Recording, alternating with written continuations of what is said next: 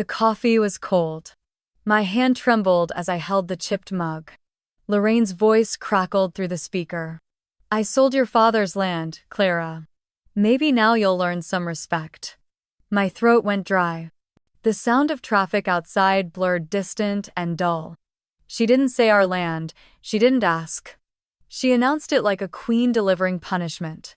That land, 10 acres of oak trees, wild lavender, and the barn my father built with his bare hands. It was where I'd buried my dog when I was 10. Where Dad taught me to lay bricks, measure shade, study root growth. That land was the last piece of him I had. And she sold it. Without telling me. Without checking who truly owned it. I stared at the email notification glowing on my laptop. Property sale confirmed. $2,000,000, signed by Lorraine Evans, my last name. Tacked onto hers like a rotting ornament. I set the mug down. Porcelain clinked against the counter too loud in the silence of my apartment. The air smelled of rosemary and burnt toast. I hadn't eaten since yesterday. Why now, I whispered. But I already knew. She'd blocked my calls when Dad got sick. Kept me from seeing him because the chemo drained him. And when he died, she sent a text. He's gone. Arrangements handled. I buried my grief alone in a hotel room. Now she wanted to erase me from the land too. A memory punched through. Dad lying in his hospital bed, voice paper-thin, talk to Grayson. Don't trust her with the papers. Grayson. The lawyer. The folder he gave me still untouched, still buried in my drawer under old tax forms. I looked at the clock. 2 p.m. The exact minute she stole the only thing I had left. Or so she thought. I rose slowly. My fingers found the drawer brushed against envelopes, receipts, then the trust documents. Crisp paper. Dad's signature in blue ink. I hadn't even opened them. Not fully. Because part of me still believed she'd leave something for me. Now I knew better. This wasn't a fight she expected, but I wasn't the scared girl she remembered. And that land, it wasn't hers to sell. Would you fight back or walk away? Where are you listening from? Has anyone ever tried to erase you from your own legacy? Subscribe to EN Reddit Story for more true stories about justice, healing, and quiet empowerment. The barn always smelled like cedar and old hay. Even when I was a child, I sensed it was sacred. Dad called it our cathedral, the place we built trust, spilled secrets, and sometimes just sat in silence. Sunlight filtered through the slats, laying golden stripes on the dirt floor. Dust floated in that light like memories refusing to settle. Saturday mornings were sacred too. We'd sit on overturned crates sipping cheap instant coffee from chipped mugs. His had a faded elk and mine read "Grow Wild" in green cursive. The steam always mingled with the earthy scent of manure and sawdust. Sometimes we talked. Sometimes we just listened to the creak of wood, the wind against the roof, the hush of being understood without words. He taught me how to read the land. To really love a place, he said, you learn its moods. I watched him press soil between his fingers, squinting like it told him a story. Clay's too heavy, he'd murmur. Let it breathe, Clara. Let it live. I believed him. I still do. Those mornings made me feel like I belonged to something older, quieter, and deeply rooted. Even now, I can still hear the scrape of his shovel and the way he whistled without melody. Those sounds meant I was home. That was before Lorraine. She came like a storm across dry fields, loud, stylish, impossible to ignore. The first time I saw her, her red heels clicked on our gravel drive like a warning bell. Her perfume reached me before her words did, sweet, artificial, like something trying too hard. Dad changed in ways so subtle they ached. He stopped wearing flannel and started ironing his jeans. He clipped his nails more often, his laugh quieter, his eyes Bezier. He began jogging, something I'd never seen him do in 40 years. She redecorated the kitchen, first marble countertops cold and bright, then the living room, then the porch, then my bedroom. My childhood space became a yoga room with pale pink walls and a Himalayan salt lamp. My books gone. My posters replaced by abstract canvas prints that said nothing and meant less. The house shrank around me every time I visited. What once felt warm now echoed with her taste, her rhythm. I used to know which floorboards squeaked near the stairs. Now I wasn't sure which drawer held the silverware. But I still came home. Because even when you're being erased, it takes time to stop believing you still matter. I still called every Sunday. 2:00 p.m. like clockwork. I'd make tea, sit by the window in my Seattle apartment, and wait through the rings. Sometimes Dad answered. His voice was slower, like gravel washed in rain. We'd talk about tomatoes, weather. Nothing too personal. If I mentioned the barn, he changed the subject. If I asked how he was feeling, he said, good days and bad ones. But I could hear the hollow between his words. Most times it was Lorraine. She answered like she owned the air. Henry's resting, she'd snap. Or he's not up for a call. Once she didn't even say hello. Just hung up. That click stayed with me for days. I kept trying, even when she stopped picking up altogether. I left voicemails. Long ones, short ones. Ones I deleted and re-recorded. I told myself he listened. That maybe at night when she wasn't around he'd press play and hear my voice. And maybe, just maybe, he missed it. I mailed things too. Pressed leaves from my projects. Photos of flower beds I designed. Birthday cards. Even a letter with a poem I'd written in college that he used to keep on the fridge. No reply ever came. Still, I kept sending them. Because some part of me refused to let go of the daughter I used to be. Grief doesn't wait for death. It begins in absence, in silence, in the small rituals that suddenly stop mattering. Like the way he used to sign his texts with "Love you, kid," or how he always called on my birthday before sunrise. The last card I sent was for Father's Day. It had a watercolor of a barn on the front.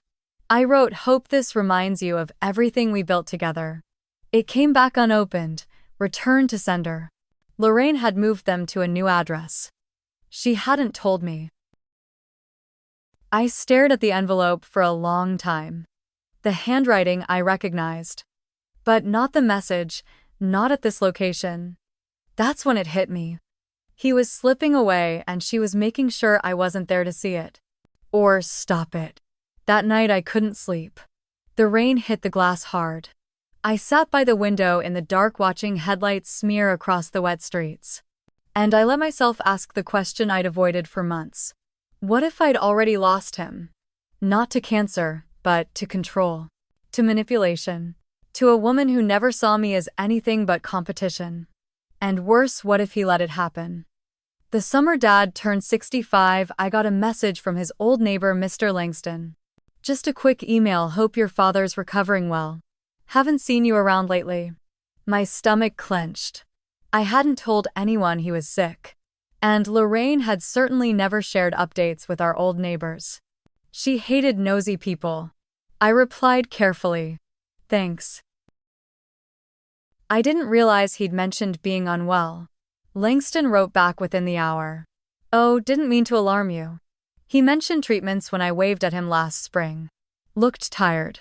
Hope all's well. Tired. Treatments. Spring. That was 3 months before I found out he had cancer. 3 months before Lorraine sent her one-line text. He's gone. Arrangements handled. I hadn't known he was that sick. She never told me. Not once. Not when he started chemo. Not when he lost his hair. Not even when he entered hospice. I found out after. Through a text. Like I was a distant cousin, not his only child. The funeral was held without me. She said he didn't want a scene. She said I hadn't made the effort, but I remembered every message. Every voicemail. Every unopened card returned with that cruel stamp. Not at this location. She made sure I wasn't there. And by the time I reached Eugene, it was too late for flowers. Too late for forgiveness. I stood at the gate of the barn that week, locked as always. The padlock gleamed under the morning sun. The smell of dust and dry grass hit me like grief. The house looked untouched from the outside. But it wasn't the home I knew. She'd gutted it. Filled it with glass and silence. And then just days later she called. Her voice was cool, rehearsed. I sold the property, she said. Didn't make sense to hold on to it. Your father would have wanted it this way. I couldn't speak. My throat burned. All I heard was the sound of everything I loved slipping into someone else's hands. That's when she added it. A sentence so sharp, so intentional, I knew it wasn't casual. I hope this teaches you some respect. Click. No goodbye, no explanation. Just those words. A sentence that cut deeper than anything she'd done before. I sat on my living room floor, knees to my chest, staring at the screen. Then, as if pulled by muscle memory, I walked to my filing cabinet. Second drawer. Folder labeled Grayson, 2018. I hadn't opened it in years. Inside, under layers of bank statements and notarized letters, a trust agreement. My name at the top, Dad's signature at the bottom, the land. Listed in full. I blinked. She sold land that didn't belong to her. And she had no idea. I didn't sleep that night. Seattle's early morning haze filtered through the blinds. Streetlights blinked into gray fog. My living room felt unfamiliar, like I'd outgrown it overnight. The folder sat open on the floor. The trust papers lay beside my cold mug. I'd read them 5 times. Still, I whispered the words out loud, like saying them would make it real. Clara Jane Evans. Sole beneficiary, my name in bold. His signature clean and deliberate. The land legally mine since 2018. He'd done this for me. And I hadn't known. Because she buried it. Lorraine didn't forget to tell me. She didn't overlook a file. She chose to erase me. I walked to the kitchen, poured hot water into the same green ceramic mug I used every morning. Steam curled into the air, but I didn't drink. Instead, I leaned against the sink and stared at the cracked tile by the window. Dad would have hated that crack. He always noticed small things. The kettle ticked behind me. Time felt elastic, like it could stretch into years if I stayed still. I sat down again and opened my laptop. Typed Grayson Law Firm, Eugene into the search bar. Nothing modern. Just a listing with no reviews, no website, like he existed only for people who knew to look. I drafted an email. My fingers hovered before typing. Dear Mr. Grayson, I've reviewed the 2018 trust. The land was sold without my knowledge. Please advise on next steps. I paused. Then added, did my father ever leave final instructions regarding the property or communication with me? Click. Sent. My hands trembled, but it wasn't from fear. It was something sharper, older. Like roots pressing up through old soil. I wrapped myself in a gray cardigan one Dad gave me years ago. It still smelled like cedar from his closet. I let it hold me. I tried to distract myself, folded laundry, watered a drooping pothos in the window, scrolled through old texts. None from him, of course. The last message he sent was dated nearly a year before he passed. Keep going, kid. Proud of you. I read it 6 times, then pressed my phone to my chest. She tried to erase that too. But grief has a memory. And mine was starting to sharpen. I glanced back at the papers, at his looping signature. Then I remembered something he said the last time I saw him, when he could barely speak. Don't trust her. If anything happens, talk to Grayson. I hadn't known what he meant. I hadn't asked. Now every word felt like a breadcrumb I'd missed on purpose. The next morning I checked my inbox before my feet touched the floor. Still nothing from Grayson. No reply. No confirmation. Just the stale quiet of unread messages and promotional spam. I stared at the screen longer than I should have, heart thudding in my throat. What if he'd retired? What if the trust didn't hold up in court? What if this entire folder, this fragile hope, was nothing more than paper? The kettle clicked off again. Second time that morning. I hadn't poured a single cup. Instead, I paced. Seattle rain whispered at the windows. Cars hissed past on soaked asphalt. Everything outside moved like life was normal, like my entire foundation wasn't cracking beneath me. I opened the trust folder again. Reread every clause. Every legal term. Every signature. It was airtight. Dad had it notarized, witnessed, sealed. Why hadn't Grayson reached out when Dad passed? Had Lorraine intercepted it? Did he even know Dad had died? I searched my texts. No missed calls from Oregon numbers. No voicemail. She made sure no one could find me. She'd scrubbed me out like a name on glass. I grabbed my phone and dialed the number listed on the old business card tucked inside the folder. 1 ring. 2. Then a voice. Grayson Law. The receptionist sounded surprised, like no one had called in weeks. Yes, hi. I'm Clara Evans. Henry Evans' daughter. Pause. My father passed in 2022. I just found trust documents listing me as sole beneficiary. Lorraine, his wife, sold the land. There was another pause then. 1 moment. My fingers gripped the edge of the counter. Then another voice. Older. Calm. Measured like rainfall on old wood. Clara. I was wondering when I'd hear from you. Mr. Grayson. My throat closed. I just found it. The file. She never told me. About anything. I'm sorry. Your father asked me to contact you when the time was right. But when I reached out, my messages came back undeliverable. Lorraine said, you'd gone abroad. No forwarding. A lie. A bold surgical lie. I've lived in Seattle the whole time, I whispered. I see, he said quietly. I sent the original trust packet via courier. She signed for it. My chest tightened. She got it. And kept it, I said. He didn't disagree. There was a long pause before he asked, are you ready to assert your rights, Clara?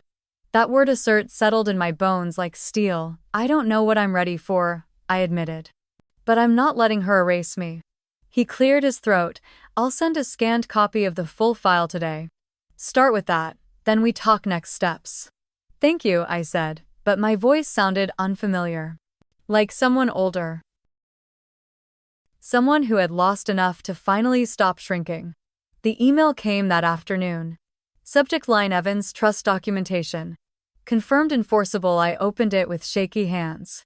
The PDF loaded slowly, the blue bar crawling across the screen like a fuse. And then it was there. Page after page of legal clarity. Every line confirming what my gut already screamed. The land was mine. And Lorraine had no right to touch it. Attached was a digital timestamp.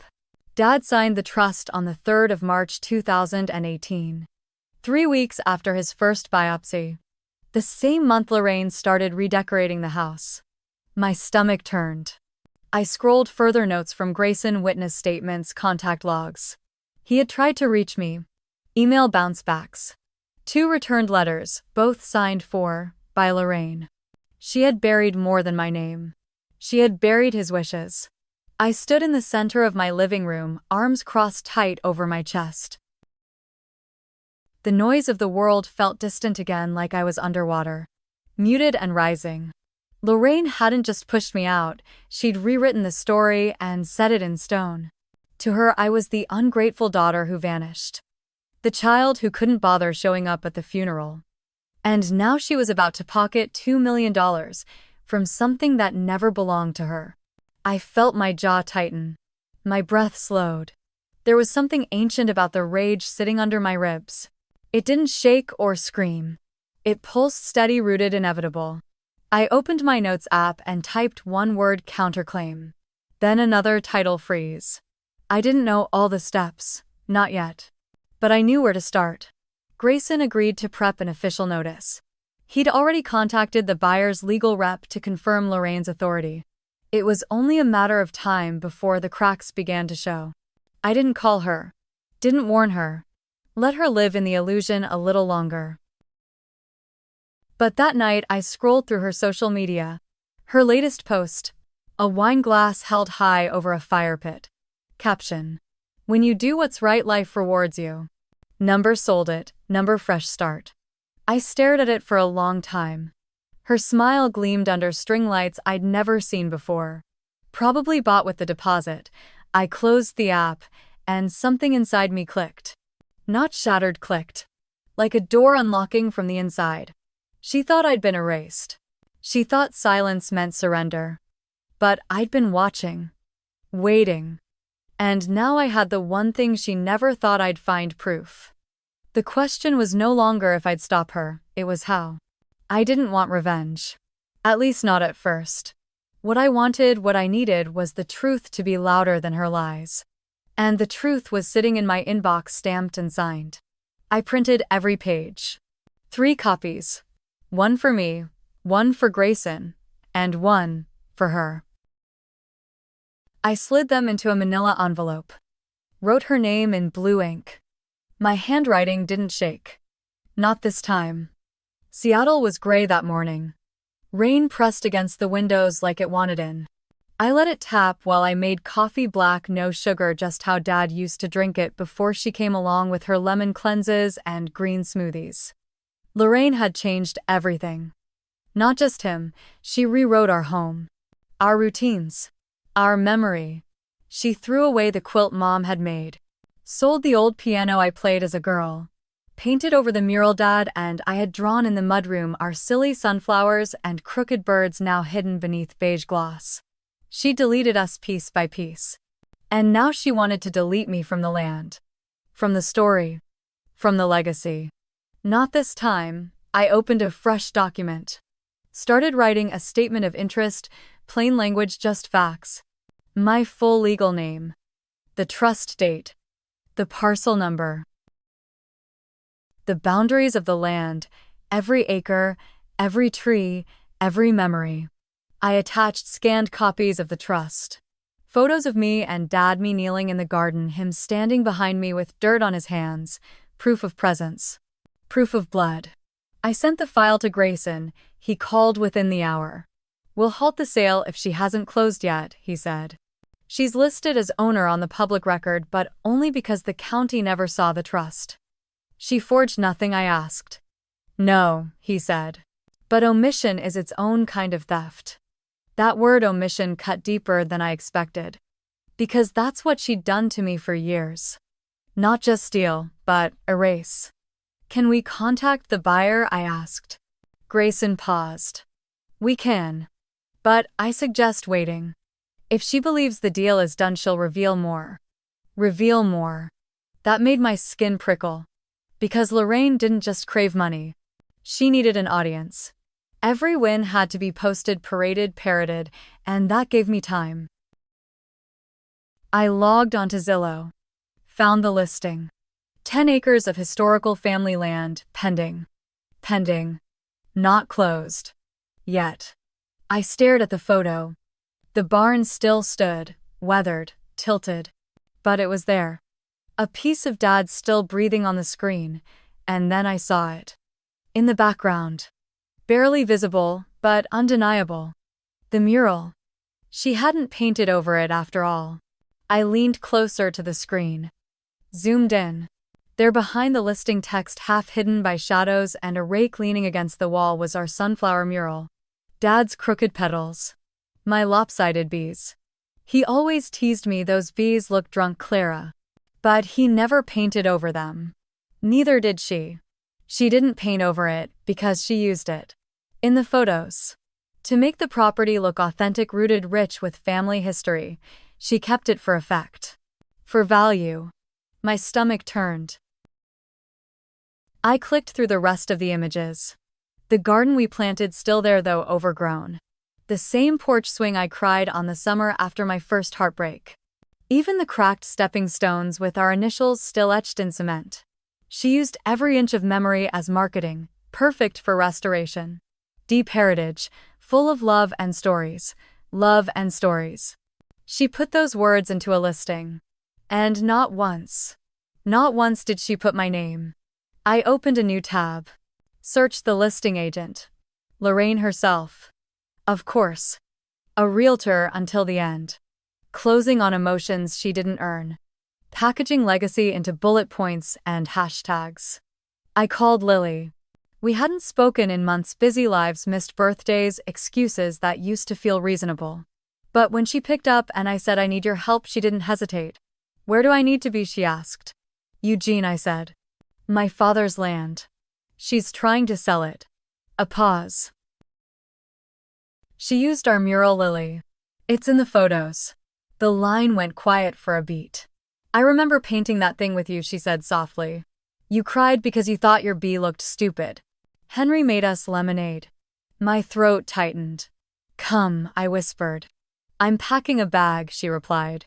I hung up and stared back at the Zillow tab.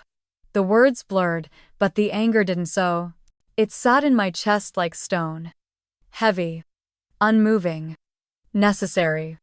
I opened my notebook. Wrote out the timeline. Date of the trust, Dad's illness. Last confirmed county record. Sale listing date. Grayson's contact attempt. The buyer's name. Bit by bit the story unfolded, not just of the land, but of how she choreographed my absence. She'd positioned herself as the grieving widow, the steward of family property, the last thread holding legacy together. And me, I was invisible. Intentionally. She made sure my story never reached the table. But now the mural had cracked something open. Proof I existed. Proof I belonged. And proof she wasn't just erasing me, she was selling me piece by piece.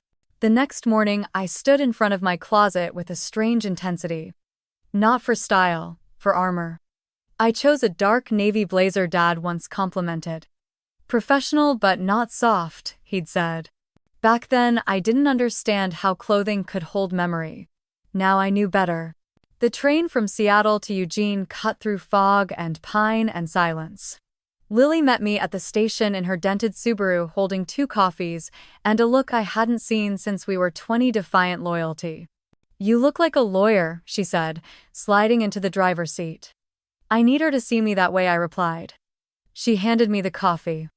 Black, no sugar, like Dad. The drive up to the property was familiar and foreign all at once. The trees still leaned inward near mile marker 16. The mailbox was still crooked. But the sold, pending escrow sign out front felt like a slap. She hadn't wasted time. Lily parked beside the old oak. The barn loomed ahead, smaller than I remembered, but still standing. A survivor. And there she was on the porch smiling for someone with a clipboard. Probably the buyer's agent. Lorraine wore white. Sharp sunglasses. Lipstick too bold for a grieving widow. Her eyes landed on me like knives. I watched her smile flatten. Her posture shift. Her hand reached for control, but this time there was none. Clara, she said, voice a perfect blend of surprise and scorn. I didn't know you were coming. I know, I said. The man beside her introduced himself as Mark from escrow. He extended a hand. I didn't take it. I'm here to deliver this, I said, pulling the sealed envelope from my bag. I handed it to Lorraine. Her red nails paused at the flap. It's from my attorney, I added. And the real owner of this land. Silence. Mark glanced between us, already sensing tension he didn't sign up for. Lorraine opened the envelope. Read the first page. Then the second. Her lips moved silently, calculating, assessing. You're too late, she said finally. The buyer has signed. But escrow hasn't closed, I replied. And I've filed a title freeze. Lily stood beside me, now arms crossed. A witness. A mirror of strength. This is ridiculous, Lorraine snapped. No, I said quietly. What's ridiculous is selling something that doesn't belong to you and calling it love. She laughed, but it cracked at the edges. Mark checked his watch. The air grew tighter. I turned toward the barn. Toward the mural she hadn't touched. You used our story to raise the price. Now you'll watch it unravel. Lorraine's jaw tensed. And in that moment I saw it. She hadn't expected resistance. Only absence. That night's sleep refused to find me. Lily had drifted off on the pull-out couch, her breath slow, even. The room was quiet except for the faint ticking of the old kitchen clock. But in my chest, everything was loud. I lay still for a while, staring at the ceiling. The cracks above me looked like a map of something broken, something familiar. I couldn't stop seeing Lorraine's face. How quickly the warmth drained from her smile when I arrived. How easily she shifted from charm to disdain. Like my presence had disrupted a performance she was sure would go uninterrupted. She didn't look scared, she looked offended. Like I'd dared to speak in a room she'd locked me out of years ago. My heart ached in a place deeper than pride. Not because of her. Because of what she took. Because of what Dad never got to see. Me standing there. Strong. Prepared. Refusing to disappear. I turned over, pressing my face into the lavender pillow. Not synthetic like the kind Lorraine used to fog the house, this was real. Earthy. Soft. Comforting. The smell reminded me of Dad's workshop, the drawer where he kept dried bundles of herbs. He said lavender kept spiders away, but I think he just liked how it felt to come home to something gentle. I missed that quiet kindness. I threw off the blanket and padded to the kitchen in bare feet. The tile was cool against my skin. I opened a drawer looking for tea. Instead, I found a stack of index cards held together with a rubber band. Recipes. Lily's handwriting on most of them, familiar curls and underlines, but one card stopped me. Faded ink. Strong lines. My father's writing. Clara's burnt edge apple pie, still my favorite. I traced the words with my thumb. My breath caught. I sat down on the floor, back pressed to the cabinet, card tight against my chest. All this time I thought I was fighting for land, but that wasn't it. I was fighting for memory. For proof that I had mattered. For something I didn't have to explain or justify. Something that was already mine. She tried to sell it, tried to frame it as hers. But I was in it everywhere. And now I needed the world to see it too. The next day, I drove past the house. I didn't stop, didn't slow down. Just enough to see if the porch lights were still on. They were. The same porch where Dad and I once carved pumpkins. Where we drank cocoa in worn flannel blankets every Thanksgiving. Now lit by someone else, someone who'd rather sell the memory than keep it. I gripped the steering wheel tighter. I hadn't realized how much of my life had become defense. Defending what was mine. Defending what I remembered. Defending that I even existed in the version of the story Lorraine told. I parked by the old trailhead. No one was around. Just pine and wet earth and the sound of birds that didn't care who owned the land. I walked. Boots sinking into soft mud. The air carried that early spring weight, thick with thaw and things ready to grow if someone just let them. Half a mile in, I reached the clearing. Dad's bench was still there. A rough plank wedged between two stumps. We'd built it together. No nails, just weight and balance. I sat down. Everything around me felt too still, too untouched. And in that stillness something cracked. I didn't cry for him at the funeral, because I wasn't allowed to be there. I didn't cry when I found the trust, because that meant he hadn't forgotten me. But here, with moss on the stones and wind in the leaves, I cried. For the years we lost. For the phone calls that never made it. For the days Lorraine smiled into a room she was locking me out of. I cried for the girl I used to be. And the woman I'd become, one who had to prove she belonged. And when the tears stopped, the cold stayed. A sharp edge in my spine. Telling me that this wasn't just about memory anymore. It was about reclaiming the truth. Before someone else sold it. That night Lily cooked dinner. Something simple. Pasta. Garlic bread. A salad tossed with just olive oil and salt. I barely tasted any of it. I pushed tomatoes around my plate like a child. Chewed slowly, stared out the window. Lily didn't push. She didn't ask if I was okay. She knew better. Instead, she poured me a glass of wine and set it by my hand. I saw you crying out there, she said finally. Not a question. A soft knowing. I nodded. No reason to deny it. It needed to happen, I said. My voice sounded hollow. She reached for my hand, warm and steady. It's okay to not want to keep fighting. I looked at her then. Really looked. She meant it. And that scared me more than Lorraine ever had. Because for a second, just one, I considered it. Letting go. Letting her win. Taking what I had left and turning away from the wreckage. I imagined selling my half, disappearing into the Pacific Northwest. Buying a small piece of land and planting things no one else could claim. Peace. Quiet. freedom from the weight of names and histories. But then I remembered the mural, the crooked bees. Dad's grin as he stood behind me, hands on my shoulders, the way he said, "Looks perfect to me." And I remembered the buyer. Some stranger, smiling in photos, praising the sense of family in a place that had forgotten its daughter. Number. This wasn't about money or property lines. It was about not being erased.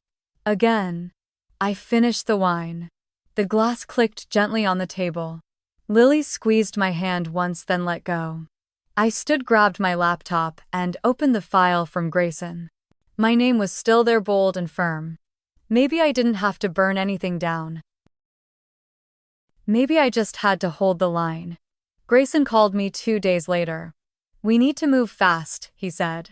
The buyer's agent requested confirmation of title authority. I didn't respond yet, just stalled. "Do we still have time?" he exhaled. "If we file an injunction before Friday, we can freeze the sale until a court hearing.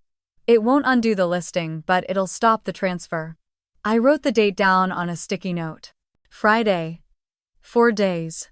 I had 4 days to stop my name from being erased. Again.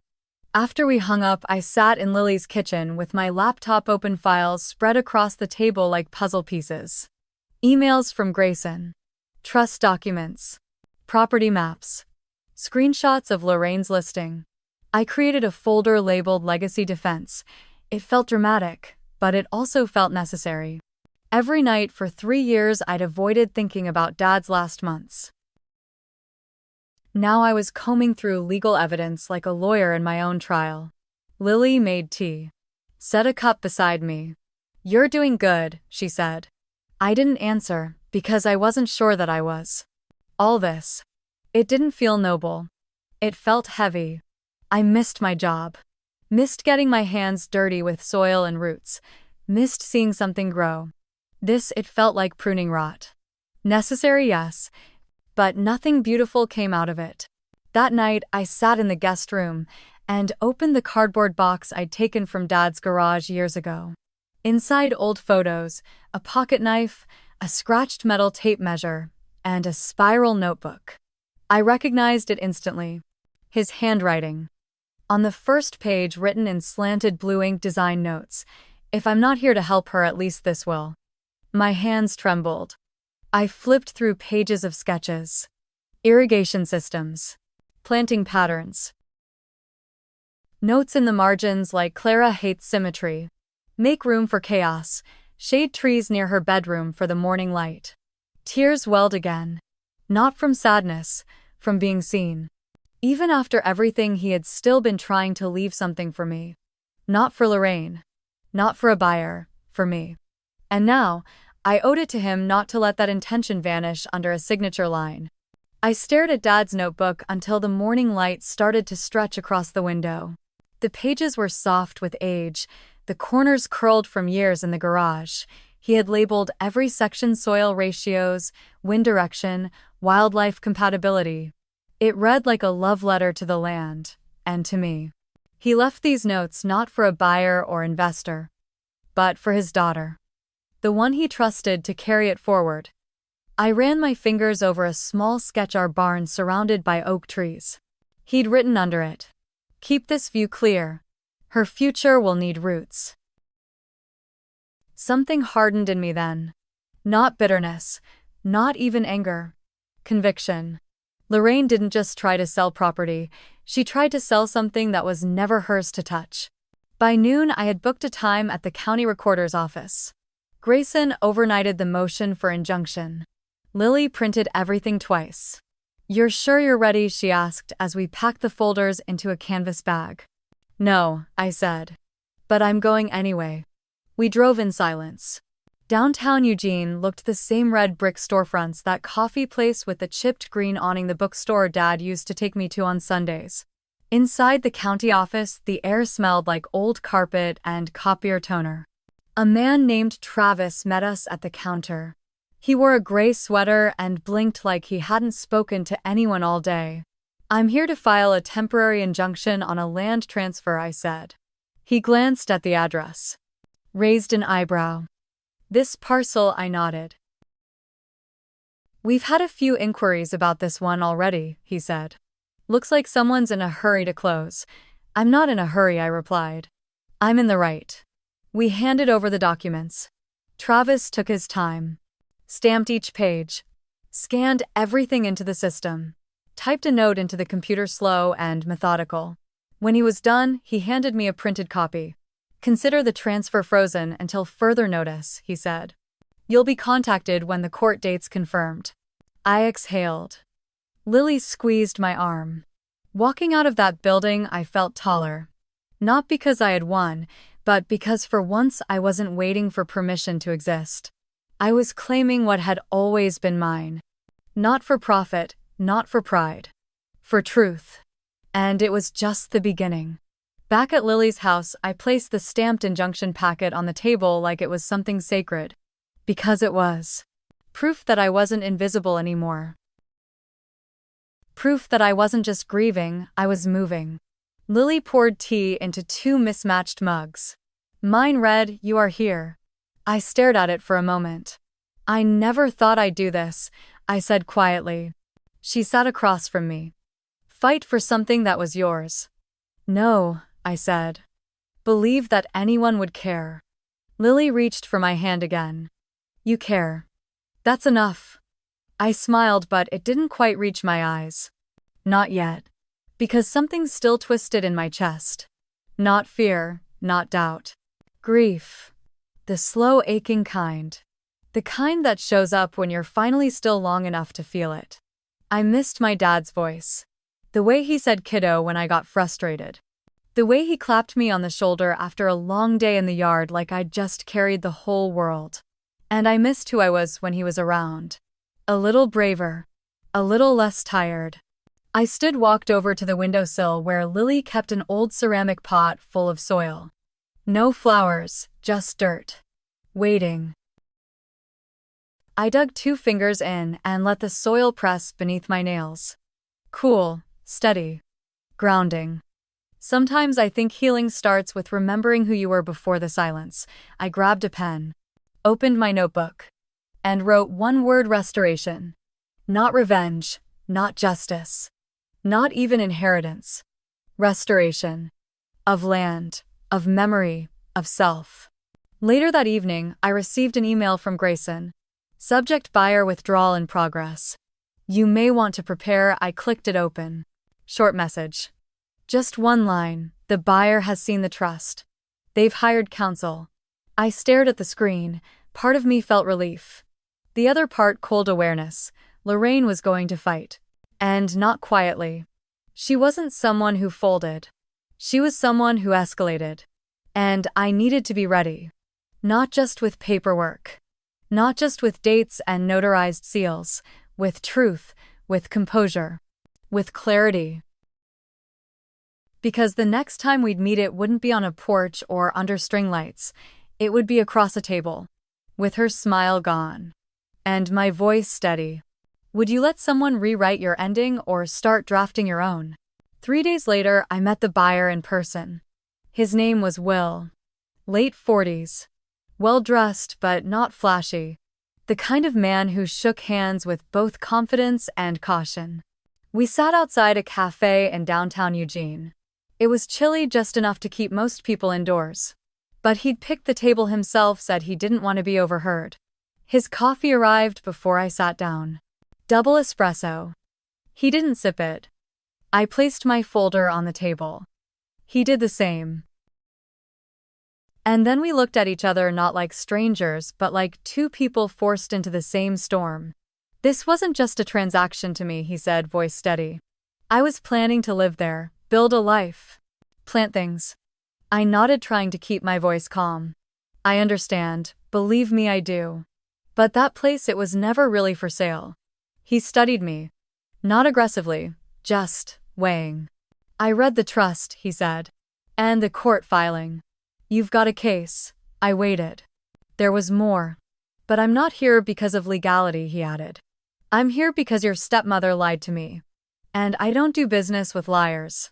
He slid his folder forward, signed documents, escrow terms, all carefully ordered. I've withdrawn my offer. Effective immediately. I've already contacted my agent. A tightness in my chest loosened. I hadn't even realized I was holding my breath. Thank you, I said. He leaned back in his chair. I'm not doing this for you, he replied. I'm doing it for me. Fair. He stood, adjusted his coat, then paused. You should tell your story, Clara. People forget daughters. But they remember legacies. And then he walked away. I stayed at the table. Let the wind move around me. Watched other people pass with their coffees, their errands, their simple days, and I realized this wasn't just about ownership anymore. It was about memory and meaning. I opened my notes app. Typed public record. Quiet exposure. Lorraine had built her life on curation. Everything edited, framed, filtered, but she didn't fear court, she feared being seen. Not in control, not adored. Just seen for what she'd done. And maybe, just maybe, the only way to end this wasn't a courtroom, it was the truth. Told plainly, and publicly. That night, I couldn't stop thinking about what Will said. People forget daughters. But they remember legacies. I sat at Lily's kitchen table long after she went to bed. The house was quiet except for the hum of the old refrigerator. The kind of silence where your thoughts speak too loudly. Lorraine had always known how to control a room. She didn't need to raise her voice, just raise an eyebrow. She didn't erase people with violence, she erased them with charm. She curated everything, the house, the story, even the grief. And for years I let her have the narrative. Let her decide who was difficult and who was grateful. Let her label me a ghost in my own life. But I wasn't a ghost. Not anymore. I opened my laptop. Typed slowly. My father died in 2022. He left behind 10 acres, a legacy, and a daughter most people forgot. The words weren't for the court, they weren't for lawyers. They were for every woman who'd ever been told to be quiet while someone else rewrote her history. I drafted a post. Nothing dramatic. Just the facts. Photos of the barn. The mural. A scan of the trust cover page, names redacted except mine. One of the apple pie index card Dad wrote, captioned, not burned, just mine. I saved the draft. Closed the lid. It wasn't time yet, but soon. First, I needed to tell one more person. I pulled out my phone. Scrolled through the contact list until I saw it, Mom's sister, Ellen. We hadn't spoken in years. After Mom died, Dad drifted from her side of the family. And Lorraine had made sure I believed I had no one else. But that was a lie too. I called. It rang 5 times. Then a soft voice, older now, answered. Hello, Aunt Ellen, it's Clara. Silence. Then a quiet intake of breath. Clara Jane, honey. Is it really you? I need to talk to you, I said. It's about Dad. And Lorraine. And something she tried to erase. She didn't ask questions, just said, come tomorrow, I'll make coffee. And we'll start there. I hung up. Looked at my reflection in the window. I didn't look like someone who was winning. I looked like someone who finally knew where to begin. And that was enough. Aunt Ellen lived in a small blue house on the edge of Springfield. The kind with overgrown roses climbing the porch railings and bird feeders swinging gently from rusted hooks. When she opened the door, I saw it, my mother's eyes. That same steadiness. That same quiet. She didn't say much. Just pulled me into a hug that smelled like cinnamon and old cotton. Inside, everything looked the same. The same lace curtains. The same faded rug with a coffee stain shaped like Oregon. Time had folded around this place, soft and familiar. She poured coffee. We sat at the kitchen table. I told her everything, from the trust, to the mural, to Lorraine's sale, to the buyer who walked away, to the silence I carried like armor. Ellen listened. No interruptions, no gasps, just stillness, and a hand on mine when my voice broke. I always knew she kept you away, she said. Your mama would have never let that happen. I swallowed hard. She made it seem like I didn't belong, like I wasn't worth fighting for. She shook her head. You were always worth it. They just didn't want you to remember. That sentence sat in my chest like a lit match. Because that's what Lorraine had stolen. Not just a home or a name or a piece of land. She'd tried to steal remembrance, and in doing so almost made me forget who I was. Ellen walked over to a drawer and returned with a photo. It was worn at the edges, corners curled. Me age 10 covered in dirt, Dad holding the hose laughing. Mom in the background smiling like she knew the camera was watching but didn't care. I kept this, she said. In case you ever came back. I touched the photo gently. The past didn't feel so far away anymore. And suddenly I knew what to do. This wasn't just about reclaiming land or stopping a sale. It was about making the truth undeniable. Not in legal filings. Not in arguments. But in memory, in story. Because legacy lives longer when it's told out loud. That night I opened my laptop again, finished the post. Before I hit publish, I added one more line. This isn't revenge. This is remembering. Then I clicked. Watched the screen fade to white. And felt for the first time in years. Like I was writing the story myself. The post went live at 7:46 a.m. By 8:10 there were 12 comments. By 9:00 there were 52. By noon my phone buzzed every few seconds, likes, shares, private messages. I didn't say Lorraine's name. I didn't have to.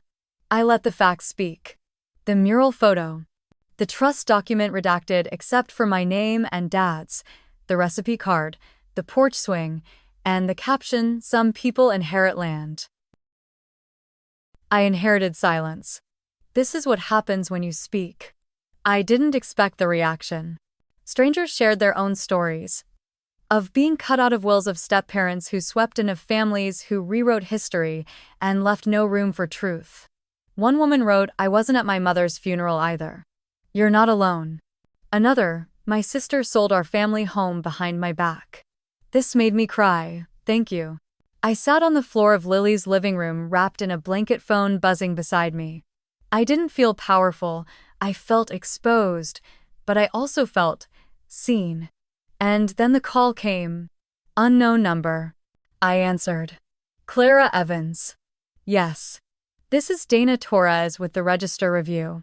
I saw your post this morning. I'd like to speak with you on the record. My breath caught. Not fear, something else. This isn't a scandal, I said. It's a quiet story. About inheritance, grief, and the parts people try to bury. I know, Dana replied. And that's why it matters. I agreed to meet the next day. When I hung up, I turned to Lily, who stood in the doorway with 2 mugs of coffee. You ready for this? She asked. No, I said, but I'm doing it anyway. She handed me the mug, then let it burn clean. I sipped slowly. Let the warmth hit my chest.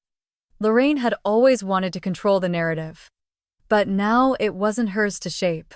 And that shift, however small, was the beginning of justice. Not the courtroom kind. The kind where the truth is finally louder than the lie. The article came out 2 days later. Front page of the Sunday feature section. Black and white photo of the barn, peeling paint and all. The title read, "The Mural That Wasn't for Sale." Dana Torres had written it with care. No drama. No accusations. Just a timeline. A name, a voice, mine. She included a paragraph about the trust. A line about my exclusion from the funeral. Quotes from my interview like, "When you're erased quietly, you have to fight quietly too." The piece ended with a photo of the mural, Dad's crooked sunflowers, my drunk-looking bees, and one caption. Her father's handwriting still marks the foundation post. Clara's side. By noon my inbox was full. Old neighbors. Former classmates. One of Dad's old business partners. They remembered me. They remembered him. And they were angry. I always wondered why we didn't see you at the service. Lorraine told us you moved to Canada. If you ever restore the garden, I'll donate roses. That last one made me cry. Quiet tears. The kind that come when something you've held for too long starts to lift. But not everyone was happy. Lorraine called at 3:07 p.m. I let it ring 4 times before answering. I hope you're proud of yourself, she said. Her voice clipped, controlled, but it trembled at the edges. I didn't use your name, I replied. I didn't need to. You humiliated me. No, I said, calm. You did that when you sold what wasn't yours. Silence. She hated silence. Because in silence, no one applauded. You've made this very public, she hissed. You think people care about your little sob story? I didn't flinch. They care that I told it before someone else could. She hung up, no apology, no denial. Just exit. But I didn't need more. Her silence was confession enough. I sat with Lily that night, fire crackling in the fireplace, phones turned face down. We didn't talk about Lorraine. We didn't need to. We talked about the mural. The apple pie. My mother's laugh. I was still grieving. Still angry. Still tired. But I wasn't small anymore. Not invisible. And for the first time in years, I didn't feel erased. I felt written back in on my own terms. 2 weeks later, the court hearing was canceled. The judge ruled in our favor without trial. The trust stood. The land stayed in my name. The sale nullified. There were no reporters waiting on courthouse steps. No cameras. Just Grayson's email with the subject finalized. I opened it while standing in the kitchen barefoot, holding a chipped coffee mug that used to live in Dad's barn. The kind with faded letters that read, "Best morning starts with dirt." It felt anticlimactic. Not empty, just quiet. But then again, quiet was what I'd wanted all along. No revenge. No spectacle. Just the weight of truth finally off my chest. Grayson called that afternoon. Congratulations, he said. I could hear the smile in his voice. Thank you for believing me, I said. You didn't need me to believe it, he replied. You needed someone to help the system catch up. That landed deeper than I expected. He paused. I hope you do something beautiful with the land. I will, I said. And I meant it. That weekend, I returned to the property. Just me, a rake, a broom, and a heavy pair of gloves. I opened the barn doors with both hands. The hinges groaned like they hadn't been touched in years. Inside, the dust swirled in golden streaks of light. It smelled like old wood and dried grass and memory. I swept for hours. Cleared cobwebs.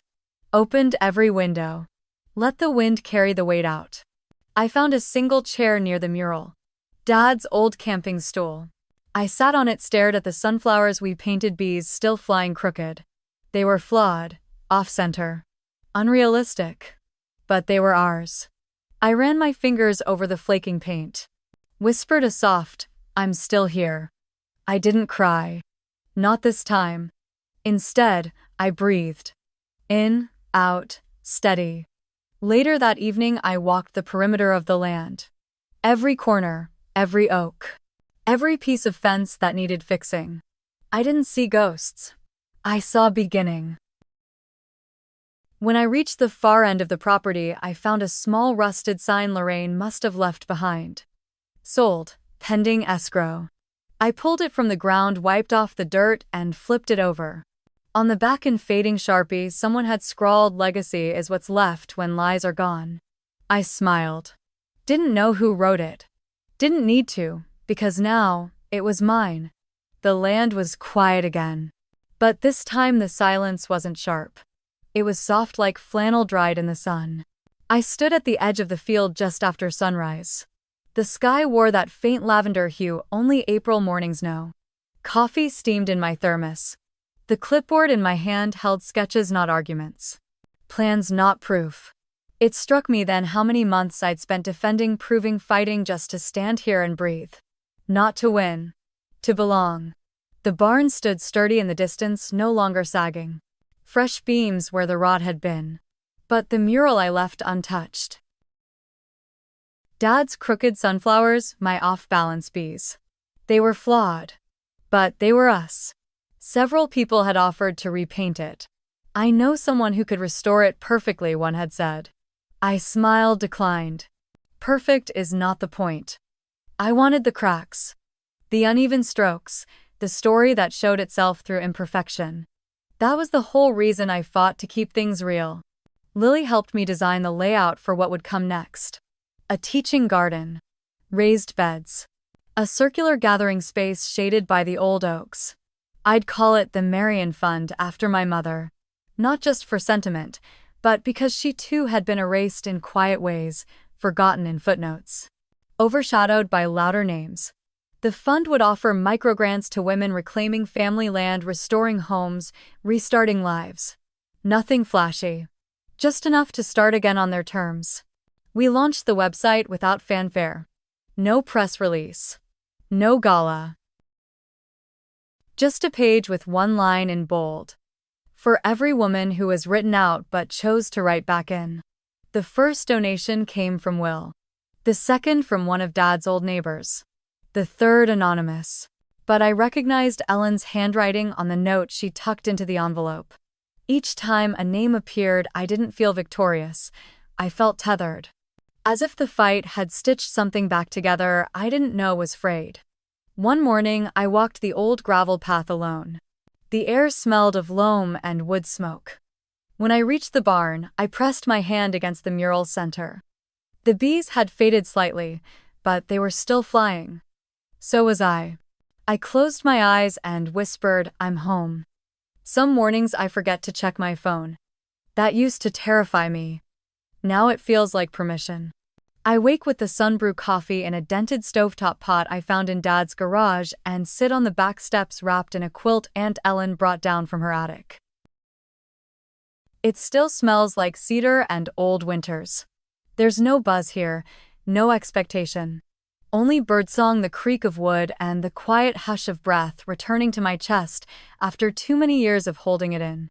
The Marian Fund grew faster than I thought it would. We received over 40 applications in the first month. Some were small. A woman in Nebraska wanted help restoring her grandmother's sewing shed. Another in New Mexico hoped to turn a half-acre into a healing garden for survivors of domestic violence. Each story came with a photo. A porch swing. A cracked step. A childhood bike left leaning against a garage. And in every single one, I recognized something, the ache of almost being forgotten.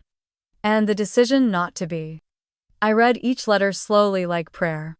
Then I answered them one by one. Lily joked that I'd turned into a legacy midwife. She wasn't wrong. I wasn't building an empire. I wasn't chasing justice anymore. I was simply creating a place where women could stop fighting to be included and start building what belonged to them from the beginning. One afternoon, a woman named Darcy showed up unannounced. She was quiet in her 60s and held a small wooden box. "I saw your mural in the article," she said. "My sister and I used to paint bees like that on everything. She passed 2 years ago.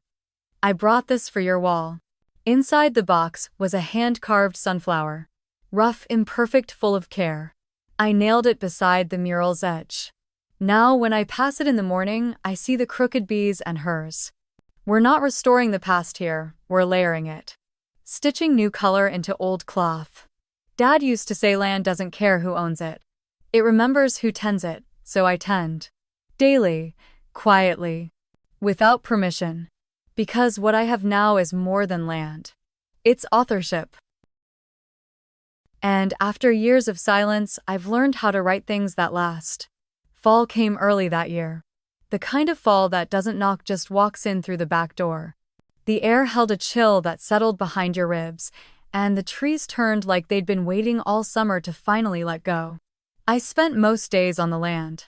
Mornings digging with the women from the fund, afternoons meeting with local gardeners, and evenings alone running my fingers through soil like it could answer questions I still hadn't asked out loud. We planted garlic and kale. Hung lights from the old porch beam. Laughed when the mulch pile collapsed and covered my boots up to the ankle. Lily started calling the barn the hearth. It stuck. Not because it was warm yet, but because something about it felt like the beginning of fire. One Saturday, I stayed behind after everyone left. The sun dipped low, painting the mural in amber light. I stood in front of it for a long time. The crooked bees, the sunflowers, Dad's initials faded but still loyal. I pressed my hand against the wall. It was rough. Splintered in places, but steady. Just like memory. I sat on the step with my journal and opened it to a fresh page. The scent of cinnamon from Lily's muffins still lingered on my sweater. I wrote, "This isn't about land. It never was. It's about finally knowing I belong. Not because someone let me, but because I remembered myself back into the story." The candle sat beside me, small, unflickering in the windless dusk. It had become a quiet ritual. One candle for every woman who'd once whispered her name, wondering if anyone would hear it again. Some nights there were more candles, some nights just one. But every flame meant someone said, "I'm still here." That night I lit mine slowly, held the match longer than I needed to, let the moment stretch, then set it down, watched it glow. Not bright, not loud, but real. Behind me the field waited, half planted, a little uneven, but growing. Like me. Have you ever had to write yourself back into your own legacy? Tell us in the comments. You never know who needs to hear it. Subscribe to EN Reddit Story for more true stories about justice, healing, and quiet empowerment.